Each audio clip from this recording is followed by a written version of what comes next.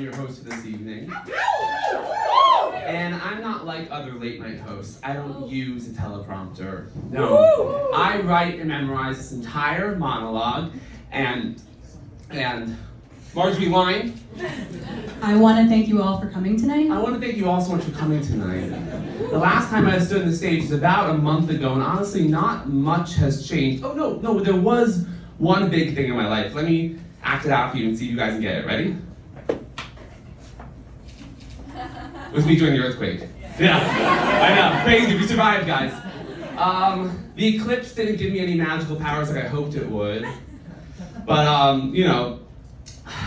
the eclipse didn't give me any powers like I hoped it would, and Marjorie, actually lying? It did set some good mood lighting. Oh, yes. See, that I knew when I was doing that joke, the problem with the joke is I was going to fuck up one of the actual monologue. It did set the mood lighting, though, the entire city, which kind of got me in the mood to be naughty in mid-afternoon on a Monday. Which isn't hard to do when the first question your doctor always asks you if you needed a prescription of Doxypep. But I just had a checkup, and guess what? No STDs. I know! I'm as surprised as you are. You know, I'm a really positive person, so I usually believe my results will reflect that. But I think I tested negative because I was actually really tame at Horse Meat Disco. I only hooked up with like 8 guys that night. And after nearly a year, I am finally dating again. I know. I guess last year I couldn't date with all that was going on, the Real Housewives of New York City reboot. And then Salt Lake City was insane, and Miami was crazy. But Potomac and Beverly Hills are over now, so now I have the time and emotional bandwidth to date. Anyone here on the dating apps? Dating apps? What are you on? All of them? Hinge. Stay strong, sister. Hinge?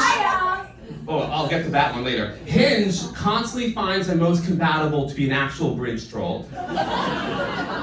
I cannot deal with one more guy not letting me in his pants until I solve 3 riddles, okay? Raya is great if you want a pen pal in Eastern Europe. I'm sorry, but when it comes to dating apps, America first. USA! USA! Yeah, we have some patriots in the audience! Hell yeah! And actually, any of you on Field? Okay, so Field's my favorite one now. It's all the cool kids are at, okay? And this is not Field's fault, but I have not yet found the right person or couple to settle down with. As the reigning most popular third on the West Side, I'm just not gonna be a third to any couple. I want them to be special.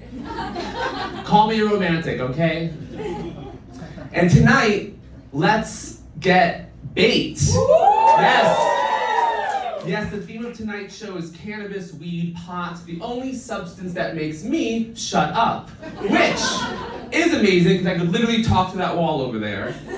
And I'm so loud I physically cannot whisper. It's not in my octave range. But the truth is, I'm really not that experienced when it comes to cannabis. I'm not really a smoker, and I did not smoke in high school. I was way too busy in the closet learning the single ladies choreography.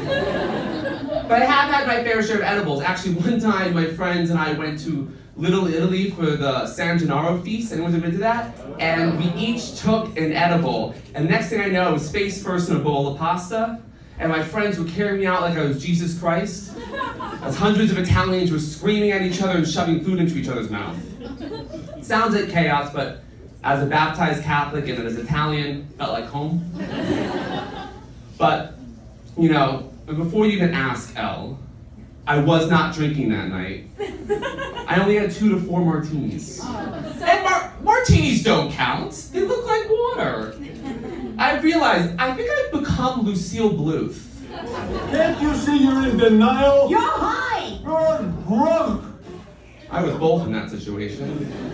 But that clip gets me thinking about famous moments in history when people were high. Of course there's Woodstock and Willie Nelson and the TV show Weeds, but here are my favorite moments in high history. Number 1, Madonna on The Late Show with David Letterman in 1994. Okay, listen up, straights. You're about to get a history lesson. Herstory. So Madonna was pissed at David because he kept insulting her on his show, but she agreed to come on and then proceeded to say fuck 14 times. That episode became the most censored episode in American network TV talk show history. You are always me on the show. You are always This You are always with me on the show. Later, a producer revealed that Madonna actually admitted that she smoked before the show. You're high! Number 2, Benjamin Franklin when he did that key in the kite experiment. Oh, you think Ben was sober when he agreed to go out into a lightning storm and see how powerful electricity was? You're high! And finally, Denise Richards. Oh, you know where it's going. Denise Richards at Kyle's cannabis dinner party on the Real Housewives of Beverly Hills. Okay, Denise, I apologize to you. Thank you. You're welcome. Thank you. You're welcome. So we don't know for sure if it was THC that made her act like that, but whatever she was on, I want it. You're high!